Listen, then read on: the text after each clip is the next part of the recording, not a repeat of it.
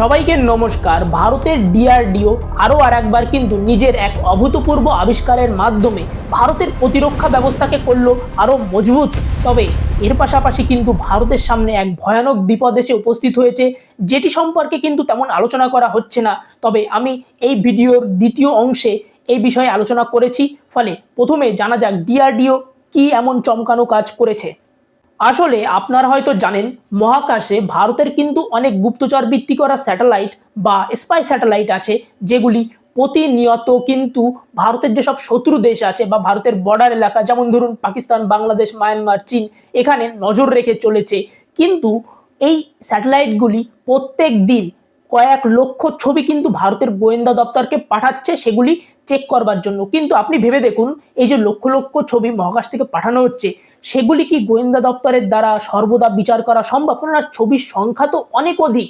এদিকে গোয়েন্দা দপ্তরে যারা কর্মরত তাদের সংখ্যা তো খুবই কম। ফলে একজন যদি প্রত্যেকদিন 10,000 ছবিও দেখে, তাও কিন্তু শেষ করা সম্ভব নয় যদি 1 লক্ষ ছবি আসে।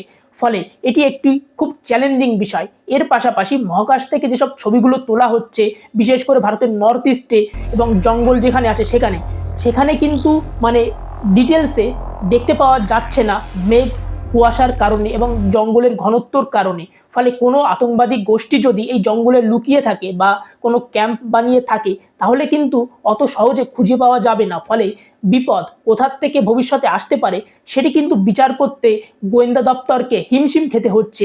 আর এই কারণেই কিন্তু ডিআরডিও বানিয়েছে প্রজ্ঞা নামক এক বিশেষ সিস্টেম, যেটি পাহাড়, জঙ্গল, মেঘ সবকিছু অতিক্রমণ করেও কিন্তু দেখতে পারবে যে ভারতের শত্রুরা কোথায় লুকিয়ে আছে। আসলে এই প্রজ্ঞা হলো এক বিশেষ আর্টিফিশিয়াল ইন্টেলিজেন্স স্যাটেলাইট সিস্টেম, যেটি কিন্তু এই যে লক্ষ লক্ষ ছবি স্যাটেলাইট তুলছে সেগুলি বিচার করতে পারবে। অর্থাৎ সেই সব ছবিগুলির মধ্যে কোন ছবিগুলো সব থেকে বেশি গুরুত্বপূর্ণ সেগুলি ছাঁটাই করতে পারবে এবং এটিও বিচার করতে পারবে যে ভবিষ্যতে কোথার থেকে বিপদ আসতে পারে। কেননা এই স্যাটেলাইটের যে ছবি সেগুলি এআই এর মাধ্যমে যখন বিচার করছে, তখন কিন্তু এআই ক্ষুদ্র থেকে ক্ষুদ্রতম যেসব জিনিস সেগুলি বিচার করতে পারছে, যেগুলি কিন্তু খালি চোখে কখনোই বিচার করা সম্ভব না। এই কারণে কিন্তু ভারতের প্রতিরক্ষা ব্যবস্থা আরো শক্তিশালী হয়েছে। এবং এর পাশাপাশি ভারতের সামনে যে বড় বিপদ এসে উপস্থিত হয়েছে, এবার সেটি সম্পর্কে বলছি, শুনুন।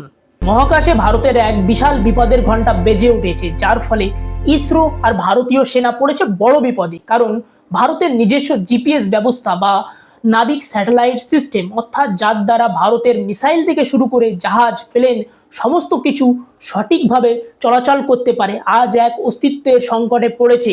আপনি হয়তো জানেন না, কিন্তু এই মুহূর্তে মহাকাশে সত্যি সত্যি ভারতের এক বড় ক্ষতি হয়ে গেছে। পুরো ভিডিওটি দেখুন কি ঘটেছে এবং এর পেছনে কি কোনো ষড়যন্ত্র আছে কি জানতে হলে।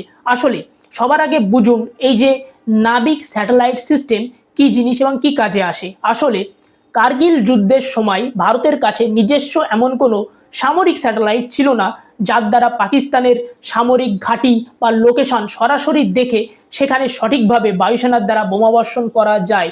তাছাড়া ভারত কিন্তু এই পরিস্থিতিতে আমেরিকার কাছে গিয়েছিল তাদের জিপিএস বা গ্লোবাল পজিশনিং সিস্টেম ব্যবহার করবার জন্য, কিন্তু আমেরিকা সেটি ভারতকে দিতে সরাসরি অস্বীকার করে দেয়। তাছাড়া রাশিয়ার কাছে কিন্তু ওই সময়ে তেমন কোনো প্রযুক্তি ছিল না যার দ্বারা ভারতকে সাহায্য করা যায়। অবশেষে ইসরায়েলের সাহায্যে ভারত কিন্তু পাকিস্তানের ঘাঁটিগুলি, যেগুলি পাহাড়ের ওপরে বানানো হয়েছিল, সেগুলি ধ্বংস করে দিয়েছিল।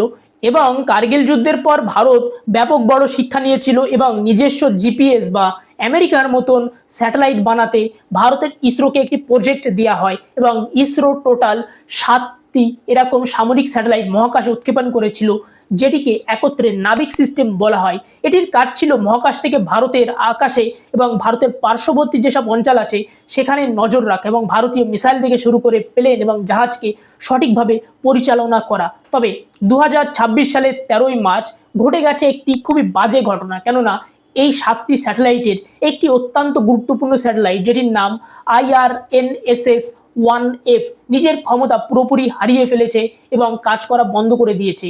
এর পাশাপাশি 2026 সালের আগে অনেক স্যাটেলাইট কিন্তু ইতিমধ্যে খারাপ হয়ে গেছে। ফলে বর্তমানে মাত্র 3টি স্যাটেলাইট কার্যকরী অবস্থায় আছে। তবে এর পেছনে কে দায়ী আর কেন স্যাটেলাইট খারাপ হয়েছে সেটি জানবার আগে শুনুন যে এই 3টি স্যাটেলাইট দিয়ে কোনো কিছু করা সম্ভব নয়, এক প্রকার বেকার।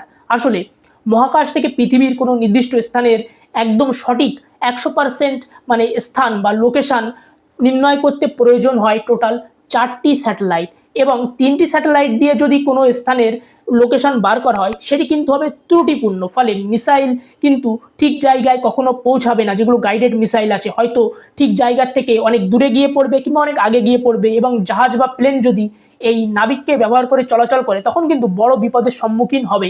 তবে এই সমস্যার পেছনে দায়ী কিন্তু ভারতের ইসরো একদমই না, এর পেছনে দায়ী হচ্ছে ইউরোপ। কেননা এই স্যাটেলাইটগুলিতে প্রয়োজন হয় এক প্রকারের বিশেষ পারমাণবিক ঘড়ি, যেখানে ব্যবহার করা হয় রুবিডিয়াম নামক এক প্রকার তেজস্ক্রিয় পদার্থের। এবং ভারত যখন এই নাবিক স্যাটেলাইট সিস্টেম বানাচ্ছিল তখন কিন্তু ইউরোপ থেকেই এই পারমাণবিক ঘড়িগুলো কেনা হয়েছিল। আর বর্তমানে ভারতের এই যে নাবিক স্যাটেলাইট সিস্টেম এর সমস্ত কিছু ঠিকঠাক কাজ করলেও কেবল এই পারমাণবিক ঘড়ি খারাপ হয়ে গেছে, যে কারণে স্যাটেলাইট কিন্তু কোনো মতেই সঠিক ডেটা বা অবস্থান নির্ণয় করতে পারছেন না। ফলে স্যাটেলাইট এক প্রকার কার্যহীন হয়ে পড়ে গেছে। তবে আশার আলো এবং ষড়যন্ত্রের গন্ধ কিন্তু একটি জায়গায় আছে। আসলে ইসরো কিন্তু এই সমস্যা অনেক আগে থেকেই জানতো, যে কারণে ভারত কিন্তু নিজের তরফ থেকে পারমাণবিক ঘড়ি বানিয়ে ফেলেছে এবং নিজের অনেক স্যাটেলাইটে সেটি ভালোভাবে ব্যবহারও করছে। এর পাশাপাশি ভারতের যে নাবিক সিস্টেম তার বিকল্প হিসেবে ইসরো এনভিএস নামক অন্য আর এক প্রকারের স্যাটেলাইট বানিয়েছে, যেটি আরও বেশি শক্তিশালী এবং আরও বেশি আধুনিক। তবে সমস্যা কোথায় জানেন? আসলে ভারত এই এনভিএস স্যাটেলাইট দুবার উৎক্ষেপণ করার চেষ্টা করেছে, আর দুবারই কিন্তু কোনো অজানা কারণে ব্যর্থ হয়ে গেছে। সাম্প্রতিক উদাহরণ 2025 সালে যখন ভারত নিজের NVS-2 নামক স্যাটেলাইট মানে মহাকাশে পাঠানোর চেষ্টা করে, তখন কিন্তু অজানা কারণে এই স্যাটেলাইটটি মানে মহাকাশে ঠিকভাবে পৌঁছাতে পারেনি এবং ধ্বংস হয়ে যায়। ফলে এর পেছনে কিন্তু বড় ষড়যন্ত্র থাকতেই পারে। কেননা ভারতের কাছে যদি নাবিকের মতন স্যাটেলাইট না থাকে তখন কিন্তু ভারতকে হয় আমেরিকা কিংবা রাশিয়ার উপরে পুরোপুরি নির্ভর হতে হবে নিজের প্লেন থেকে শুরু করে নিজের গাইডেড মিসাইল ব্যবহার করবার জন্য। তবে এখানে একটি জিনিস বোঝার আছে, সেটি হচ্ছে সব মিসাইল কিন্তু স্যাটেলাইটের উপরে নির্ভরশীল নয়। কিছু বিশেষ মিসাইল আছে যেগুলির মধ্যে টেরেন ম্যাপিং এবং ইন্টারনাল ন্যাভিগেশন সিস্টেম লাগানো থাকে। যেমন ধরুন ব্রহ্মোস মিসাইল বা অগ্নি সিরিজের যেসব মিসাইল আছে সেগুলি কিন্তু স্যাটেলাইটের সাহায্য ছাড়াই নিজের গন্তব্যস্থানে পৌঁছে আঘাত করতে সক্ষম। কেননা এর ভিতরে যে ইন্টারনাল ন্যাভিগেশন সিস্টেম লাগানো আছে এটিতে আগের থেকেই অঙ্কের মাধ্যমে সফটওয়্যারের মাধ্যমে সমস্ত কিছু ঢুকিয়ে দেওয়া আছে। অর্থাৎ মিসাইলটি কত উচ্চতায় উঠবে, তারপর কোন দিকে বেগবে, কত ডিগ্রি অ্যাঙ্গেলে টার্গেটের দিকে ধেয়ে যাবে, আগের থেকে আর কি লিখে দেওয়া থাকে। সেই অনুযায়ী মিসাইল চলে যায়, তখন আর স্যাটেলাইটের প্রয়োজন হয় না। কিন্তু এটিকে বলা হয় ইন্টারনাল ন্যাভিগেশন সিস্টেম।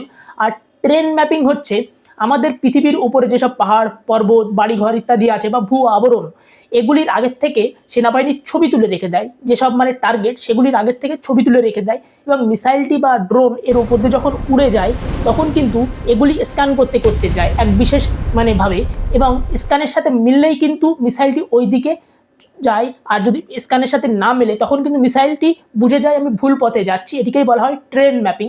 ফলে ভবিষ্যতে ভারত যদি অগ্নি মিসাইল বা ব্রহ্মোস মিসাইল বা এই ধরনের মিসাইল ব্যবহার করতে চায় তখন কিন্তু স্যাটেলাইট থাকুক বা নাই থাকুক ভারত কিন্তু হামলা করতে পারবে। তবে স্যাটেলাইট থাকলে কি হয়, আরও সুবিধা হয়, আরও পিন পয়েন্টের সাথে হামলা করা যায়, এবং মানে ওই যে স্থানে হামলা করা হবে ওখানে যে লাইভ মানে জিনিসপত্র হচ্ছে সেটিও কিন্তু দেখে কখন মিসাইলটি চালনা করলে সুবিধা হবে সেটি আগের থেকে একটু জানতে সুবিধা হয়। ফলে এটিও একটি বিষয় জানার মতন।